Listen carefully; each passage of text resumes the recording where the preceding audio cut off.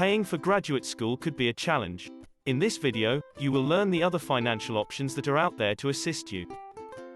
The FAFSA stands for the Free Application for Federal Student Aid. It is free to fill out, and it must be completed every year you will be in school. The FAFSA opens October 1st every year. Some states and schools have a priority deadline, so you should fill it out as soon as possible so that you know how much aid you can get, and because some types of grant aid are limited based on first come, first served.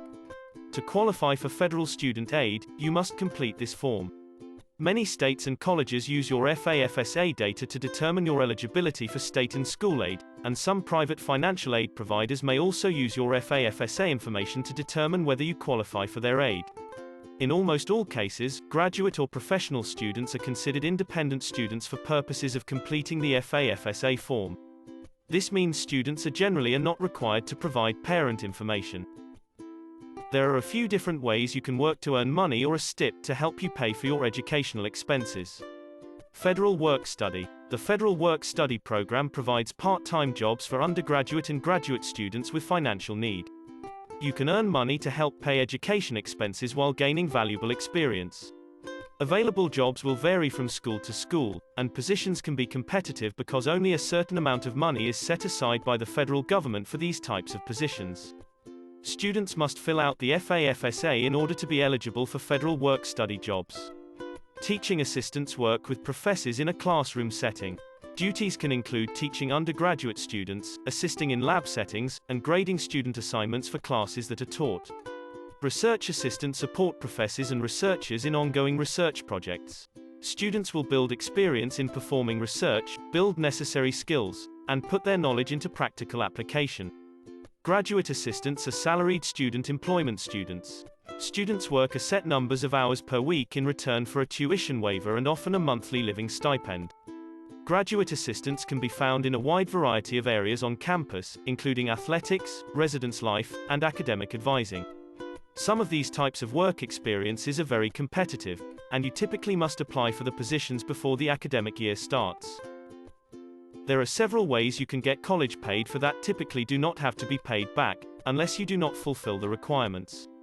Grants, scholarships, fellowships, and tuition reimbursements are few of these ways. Grants. Grants can come from different places, including the federal government, state governments, colleges, and private and non-profit organizations. Most grants from the federal government are needs-based. Grants from colleges and organizations may focus on certain degrees or programs, especially if an organization wants research done in a certain area. Scholarships. Scholarships can be found in a wide variety of places, including schools, employers, individuals, companies, non-profits, communities, religious groups, and professional and social organizations. Scholarships can be based on financial need, but scholarships can also be merit-based. Merit scholarships can be awarded for meeting certain standards set by the scholarship giver, including academic or athletic achievement or for special talents, for traits, or for interests.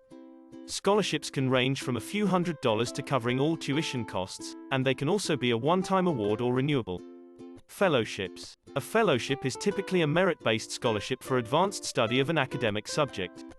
Fellowships can be highly competitive, and fellows are selected based on their potential to make a positive, long-lasting contribution to their academic discipline. Fellowship funding can last for a year or longer and sometimes can be renewed, depending on the type of fellowship, the funding source, and the rules of the granting institution. Tuition reimbursement or assistance. Some employers will reimburse students for taking continuing education credits or college coursework to be applied toward a degree. These programs are intended for employees looking to advance their education as it related to their current career track and offer the chance to increase their industry knowledge and develop advanced skills. Employers can impose certain requirements, including an annual reimbursement limit, which may limit how much the employee can receive or limit what colleges can be attended, coursework requirements, such as coursework being tied to the employee's current job, grade requirements, and timeframe requirements, meaning employees must stay at the company for a certain amount of time. Loans are money that is borrowed with the expectation that it is paid back, usually with added interest. There are different types of loans. The William D. Ford Federal Direct Loan Program. Under this program, loans are made by the U.S. Department of Education. Federal loans are made by the government and have terms and conditions that are set by law. There are many benefits, including a fixed interest rate and income-driven repayment plans, that private lenders may not offer. Most federal loans allow you a grace period of 6 months after you graduate, leave school, or drop below half-time enrollment. During the grace period, you do not have to make payments, but interest may accrue, depending on what type of loan you have. Interest paid on federal loans may also be tax deductible. Federal Stafford loans and Graduate Plus loans are two types of loans under this program. Federal Stafford loans, direct unsubsidized loans. Graduate students are eligible to take out unsubsidized loans for school. As of July 2021, the yearly limit is $20,500, and the maximum amount that can be taken out is $138,500. Graduate Plus loans are loans that help students pay for education expenses not covered by other financial aid. Eligibility is not based on financial need, but a credit check is required. Borrowers who have an adverse credit history must meet additional requirements to qualify. Private loans are made by private organizations, such as banks, credit unions, state agency, or school. The terms and conditions, such as when you need to start paying and the interest rate, are set by the lender. Private loans should be used as a last resort as they are not as flexible, meaning you might have to pay on the loans while you are in college, and they can be more expensive in the long run because of higher interest rates.